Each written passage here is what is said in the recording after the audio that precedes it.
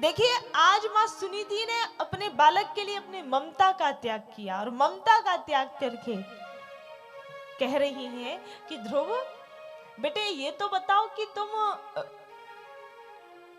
इसलिए रो रहे हो कि तुम्हारी सौतेली माँ ने बोला है कि मैं इस महल की दासी हूं। तो देखो, तुम्हारी सौतेली माँ ने जो भी बोला ना, कुछ गलत नहीं बोला, बिल्कुल सही बोला। कहा क्यों? कहा वो बोलती है ना कि मैं इस महल की दासी हूं, तो हाँ बिल्कुल सही है, मैं इस महल की दासी ही हूं, क्योंकि तुम्हारे पिताजी मुझे रानी तो क्या दासी स्वीकार करने में भी लज्जित होते हैं। दासी स्वीकार करने में भी उन्हें शर्म आती है, लज्जा आती है। फिर तो उन्होंने बहुत अच्छा बोल दिया कि मैं इस महल की दासी हूं। और बेटे, तुम क्या कहते हो कि तुम्हारे पिता ने तुम्हें गोद में नहीं बिठाला तो तुम्हें दुख हो रहा है, तुम्हें रोना आ रहा है। तो पिता की गोद में बैठना कोई बड़ी बात है क्या? देखो, पिता की गोद में तो सब बैठ जाते हैं। दुनिया का हर बालक बालिका जब जन्म लेते हैं और उसके पिता होते हैं तो वो हर कोई अपनी पिता की गोद में बैठता है, कोई बड़ी बात थोड़ी ना है। फिर भी तुम रो रहे हो जैसे कोई बहुत बड़ी बात हो गई हो, जैसे कोई पहाड़ टूट गया हो। अरे तुम्हें जिद ही करना है और तुम्हें बैठना ही है, तो पिता की गोद में बैठने से क्या फायदा? अरे तुम्हें यदि बैठना ही है ना बेटे, तो जाओ पिता की गोद में नहीं बल्कि उन परम पिता परमात्मा की गोद में जाकर के बैठो जो सारे जगत के पिता है। जाओ उन श्री हरि नारायण की गोद में जाके बैठो। हे बेटे देखो, अभी तक तुम्हें तुम्हारी सौतेली माँ ने तुमसे कहा ना कि जंगल में जाके तपस्या करो। अब तुम्हें जन्म देने वाली तुम्हारी माँ तुमसे बोल रही है कि बेटे जाओ जंगल में जाके तपस्या करो और तपस्या करके उन श्री हरि नारायण की गोद में बैठना और उन अपने पिता को और सारे जगत को दिखाना कि तुम जगत पिता की गोद में बैठे हो। जाओ बेटे, जगत पिता की गोद में बैठ के आओ। मैं तुमसे कहती हूँ तुम जंगल में जाके तपस्या करो बेटे, जाओ उन श्री हरि नारायण की कृपा प्राप्त करके आओ। देखिए ध्रुव जी महाराज को जैसे ही माँ ने ये बोला ना, तो तुरंत इतनी बाल्यकाल में भी आप देखिए कितना आदर्श जीवन है कि जैसे ही माँ ने बोला तुरंत अपनी माँ को प्रणाम किया और जाने लगे। क्यों? माँ ने बोला है। माँ ने कहा कहाँ जाने लगे? कहा आपने कहा ना कि जंगल में जाओ, तो हम जंगल में जा रहे हैं तपस्या करने के लिए। माँ ने कहा नहीं नहीं ऐसे नहीं जाओगे। कहा क्यों? कहा भी रुको तो सही, इधर आओ। ध्रुव जी आए, जी माँ। कहा पहले जाओ अपनी विमाता, विमाता मतलब सौतेली माता सुरुचि को प्रणाम करके आओ। क्या कह रही है? सुरुचि को प्रणाम करके आओ। ध्रुव जी ने कहा नहीं नहीं हम नहीं जाएंगे, अभी उन्होंने हमें इतना भला बुरा बोला, हम उनके यहाँ नहीं जाएंगे। कहा नहीं नहीं बेटे तुम्हें जाना पड़ेगा, बच्चे हैं, एक बार जिससे चिढ़ भर जाती है तो थोड़ा आसानी से मानते नहीं है। तो कहा नहीं हम नहीं जाएंगे। माँ सुनीति ने बड़े प्रेम से बालक को गोद में बिठाया और समझाने लगी। देखो कैसे समझाती हैं। कहती है देखो बेटे, मैं तुम्हें जन्म देने वाली माँ हूं, तुम मुझसे प्रणाम करो ना करो, तुम मुझे नमस्कार करो ना करो, मुझे कोई फर्क नहीं पड़ता। मेरा आशीर्वाद हमेशा तुम्हारे साथ है, क्योंकि मैं तुम्हें जन्म देने वाली माँ हूं और एक माँ अपने बच्चे का कभी बुरा नहीं चाहती है, हमेशा भला ही चाहती है। तुम करो या ना करो मुझे उससे कोई फर्क नहीं, लेकिन जब तक तुम अपनी सौतेली माँ से प्रणाम नहीं करोगे तब तक वो तुम्हें आशीर्वाद नहीं देंगी। और बेटे एक बात बोलूं, जब तुम अपनी दोनों माताओं का आशीर्वाद लेके, मतलब अपनी सौतेली माता का और मेरा दो माताओं का आशीर्वाद लेकर के जंगल में जाओगे ना, तो माँ के आशीर्वाद में भी इतनी क्षमता है कि भगवान को जल्दी से जल्दी तुम्हारे पास आना ही पड़ेगा। जाओ, मैं चाहती हूं कि तुम सुरुचि के पास जाओ। जब माँ सुनीति ने इस प्रकार से समझाया तो ध्रुव जी उठे और ध्रुव जी जाने लगे। ध्रुव जी सुरुचि के पास गए तो सुरुचि अकड़ के बैठी हुई थी। ध्रुव जी गए, ध्रुव जी साष्टांग प्रणाम करते हुए लेट गए। साष्टांग आप जानते हैं ना, लेट करके प्रणाम करते हुए लेट गए। और जैसे ही सुरुचि ने देखा कि ध्रुव सामने लेटा हुआ है, तो सुरुचि ने कहा कि अरे तू मुझे प्रणाम क्यों कर रहा है?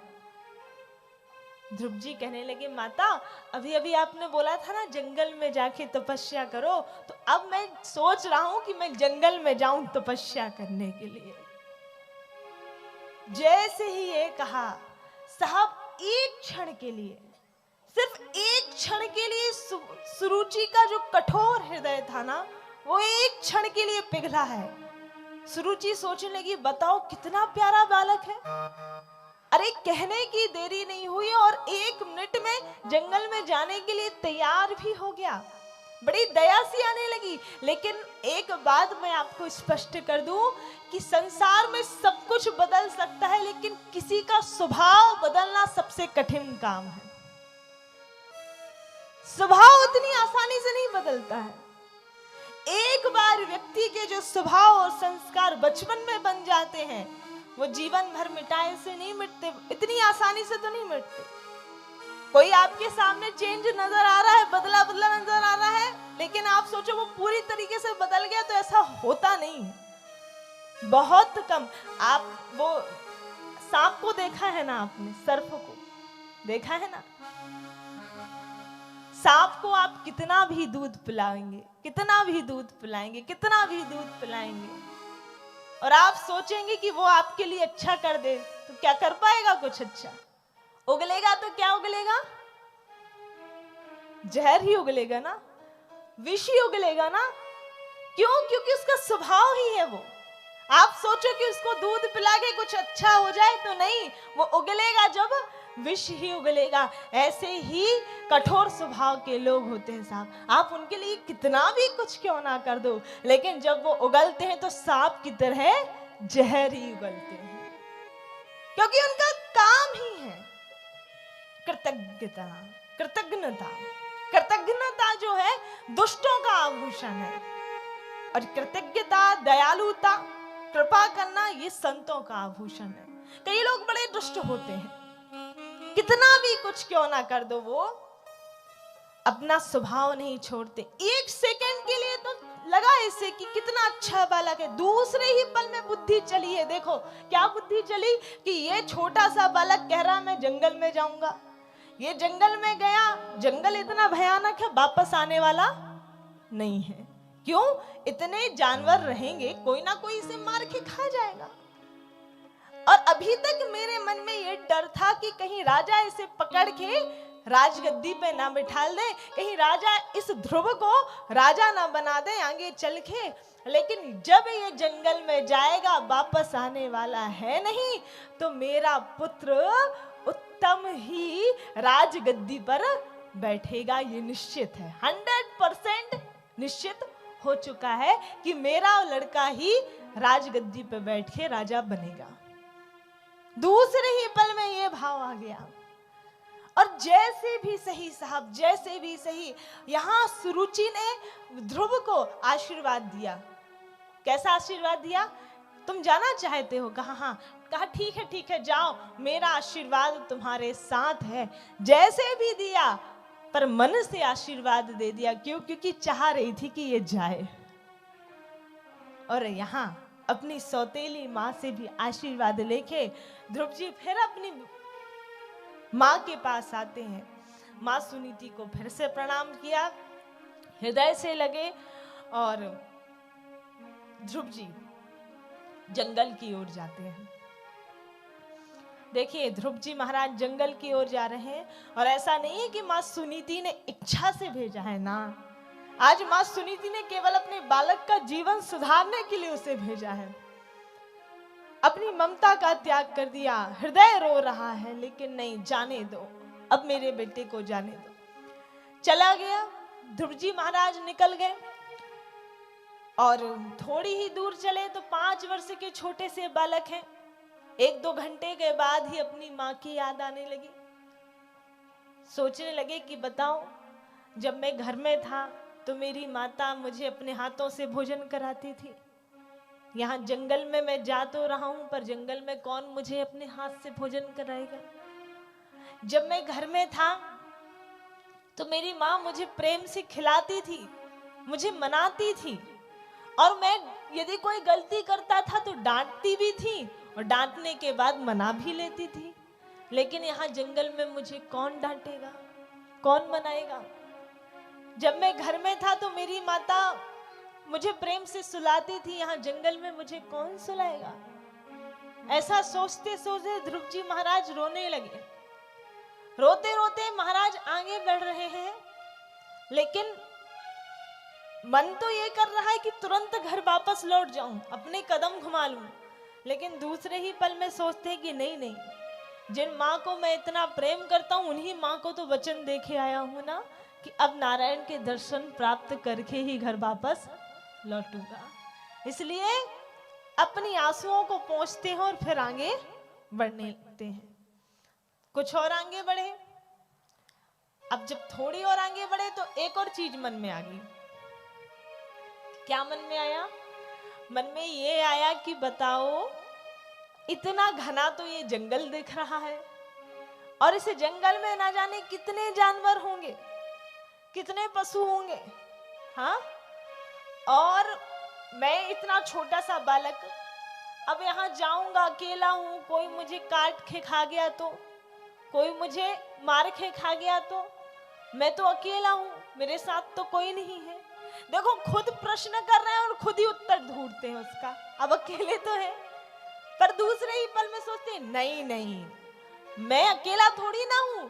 दुनिया झूठ बोल सकती है, जगत झूठ बोल सकता है, लेकिन मेरी माँ कभी मुझसे झूठ नहीं बोल सकती। मेरी माँ ने मुझसे आते आते बोला है कि बेटे तू ये मत सोचना कि तू अकेला है, तेरी माँ तेरे साथ नहीं है, लेकिन वो नारायण सदैव तेरे साथ है और वो नारायण तेरी हमेशा रक्षा करेंगे। मेरी माँ ने बोला है कि नारायण मेरे साथ है, तो मतलब नारायण मेरे साथ है और नारायण मेरी रक्षा करेंगे, मैं अकेला नहीं हूं।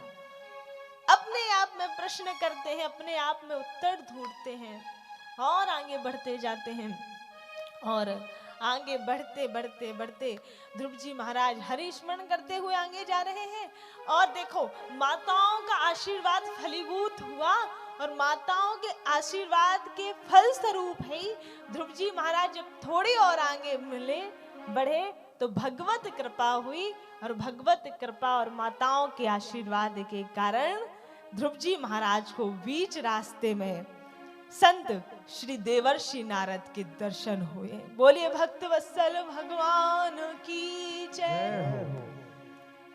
देवर्षि नारद अपनी बीड़ा लेकर के जा रहे थे श्रीमन नारायण नारायण कहते हुए, और जैसे ही ध्रुव जी ने नारद जी को देखा तो देखो, ध्रुव जानते तो नहीं है कि ये कौन है, लेकिन इतना जरूर पता है कि कोई संत महात्मा है, क्योंकि माँ ने बताया है कि जिनके जिह्वा पर भगवान का नाम रहे, जिनके हाथों में मालाएं रहे, वो संत हैं, महात्मा हैं और उन्हें प्रणाम करना चाहिए। और जैसे ही ये बात पता चली तो साष्टांग प्रणाम करते हुए लेट गए।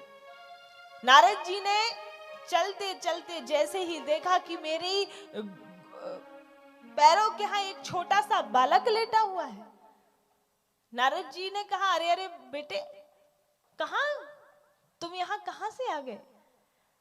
ध्रुव जी महाराज ने कहा, महात्मा जी प्रणाम। कहा, हाँ वो तो सब ठीक है, लेकिन तुम यहाँ कहाँ से? लगता है तुम अपना घर भूल गए हो। अरे तुम भीतर मत जाओ, यहाँ बहुत बड़ा जंगल है, ये घनघोर जंगल है, तुम्हारे काम का नहीं है, तुम चलो घर वापस जाओ। अच्छा लगता है तुम बिछुड़ गए हो, तुम अपने घर का पता बताओ, मैं तुम्हें छोड़ के आता हूं। ध्रुव जी महाराज लगे हंसने को। नारद जी ने कहा, क्यों हंस रहे हो बालक? कहा, मैं इसलिए हंस रहा हूं कि मैं इस जंगल में जाने के लिए ही आया हूं। कहा, जंगल में जाने के लिए आए हो? कहा, हाँ। कहा, क्यों? कहा, अरे महात्मा जी, मैं यहाँ तपस्या करने के लिए आया हूं। जैसे ही ध्रुव जी ने 5 वर्ष के छोटे से बालक ने ये बोला कि मैं तपस्या करने के लिए, नारद जी की आंखें खुली की खुली रह गई। क्या तुम तपस्या करने आए हो? कहा हाँ मैं तपस्या करने आया हूँ। नारद जी हंसने लगे, कहा तपस्या का मतलब जानते भी हो कि क्या कहलाती है? कहा हाँ हमें सब पता, हमारी माँ ने हमें सब बता करके भेजा है। कहा अरे बेटे तुम ये सब बातों में नहीं, चलो मैं तुम्हें घर छोड़ने चलता हूँ। कहा नहीं नहीं हम घर नहीं जाएंगे, हम तो यहाँ जंगल के भीतर बैठ करके तपस्या ही करेंगे। कहा नहीं तुम जानते हो तपस्या होती भी क्या है? कहा हम सब जानते हैं। कहा देखो बेटे जिद मत करो, ये तुम्हारे खेलने कूदने की उम्र है, जब तब करने की नहीं है।